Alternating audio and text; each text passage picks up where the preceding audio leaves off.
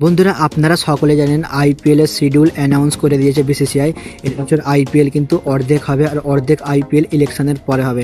তো এই শিডিউলে কিন্তু কেকেআর এর মোট 3টি ম্যাচ রয়েছে। 3টি ম্যাচের মধ্যে রয়েছে প্রথম খেলা হায়দ্রাবাদের সাথে, দ্বিতীয় খেলা রয়েছে ব্যাঙ্গালোরের সাথে ও তৃতীয় খেলা দিল্লির সাথে।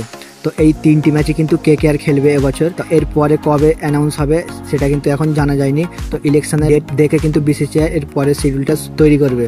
তো বন্ধুরা এতে কিন্তু কেকেআর একটি লাভ রয়েছে। তো কোন লাভ আজ এই ভিডিওর মাধ্যমে আলোচনা করবো। তো ভিডিওটি ইন্টারেস্টিং হতে চলেছে। যারা আমার চ্যানেলে প্রথমবার এসেছেন চ্যানেলটিকে সাবস্ক্রাইব করে দেবেন। আর আপনারা যদি কেকেআর এর ফ্যান হন তাহলে ভিডিওটিকে একটি লাইক করে দেবেন। তো চলুন ভিডিওটি শুরু করা যাক। তো বন্ধুরা আপনারা সকলে জানেন প্রথম খেলা কেকেআর এর হায়দ্রাবাদের সাথে রয়েছে।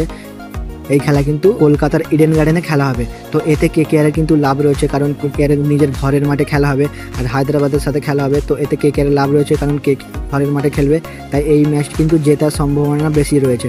এর পরের খেলা রয়েছে রয়্যাল চ্যালেঞ্জার ব্যাঙ্গালোরের সাথে। তো রয়্যাল চ্যালেঞ্জার ব্যাঙ্গালোরের সাথে যে খেলাটা রয়েছে এই খেলা কিন্তু ব্যাঙ্গালোরের মাঠে হবে। তো ব্যাঙ্গালোরের সাথে কিন্তু কেকেআর একটু টাফ হবে, কারণ আপনারা জানেন ব্যাঙ্গালোর কত শক্তিশালী টিম। তো এই খেলা কিন্তু একটু টাফ হবে। তো এই খেলা কিন্তু কেকেআরকে জিততে হবে।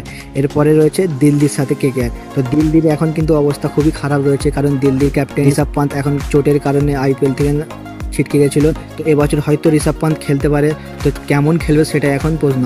তো ঋষভ পান্ত যদি ভালো খেলে তাহলে ঠিক আছে, যদি সে এখনো ভালো ফর্মে না থাকে তাহলে কিন্তু কেকেআর এর লাভ রয়েছে। তো এই 3টে ম্যাচের মধ্যে যদি কেকেআর মোট 2টো ম্যাচ জিতে যায় তাহলে এর পরের যে খেলাগুলো রয়েছে সেই খেলা কিন্তু কেকেআর এর অনেক সুবিধা হয়ে যাবে। এই 3টি খেলার মধ্যে যদি কেকেআর 3টি হেরে যায় তাহলে পরে যে শিডিউলটাকে বার করবে তখন কিন্তু কেকেআরকে জিততে হবে, প্রত্যেকটা ম্যাচ কিন্তু জিততে হবে।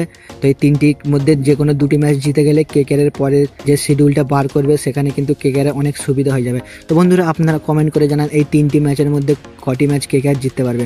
তো এরকমই কেকেআর এর ইন্টারেস্টিং ভিডিও দেখার জন্য চ্যানেলটিকে সাবস্ক্রাইব করে রাখবেন। ভিডিওটিকে ভালো লাগলে তাহলে একটি লাইক করবেন। আবার অন্য কোনো ভিডিওতে দেখা হবে। ধন্যবাদ।